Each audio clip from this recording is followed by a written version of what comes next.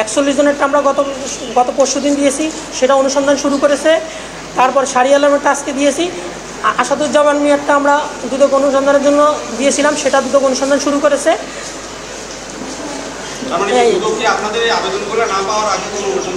না, দুদক আমাদের আবেদনগুলি না পাওয়ার আগে স্ব-উদ্যোগ অনুসন্ধান শুরু করছে, সেটা খুবই কম।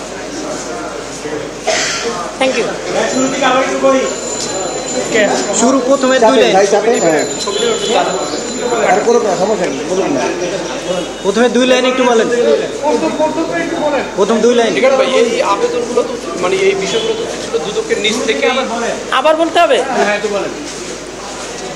আমরা আজকে দুর্নীতি দমন কমিশনে সাবেক পররাষ্ট্র প্রতিমন্ত্রী শাহরিয়ার আলমের সম্পত্তি অনুসন্ধানের জন্য একটি চিঠি দিয়েছি।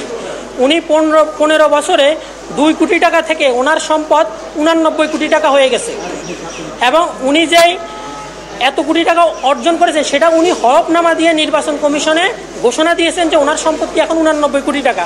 তাহলে যিনি 2 কোটি টাকার জন্য ঘোষণা দিয়েছিলেন 15 বছর আগে, তার সম্পদ 15 বছরে 89 কোটি টাকা কীভাবে হলো? এই জন্য আমরা অনুসন্ধানের জন্য দুদক একটি চিঠি দিয়েছি, দুদক যাতে এই বিষয়ে যথাযথ অনুসন্ধানের উদ্যোগ গ্রহণ করে।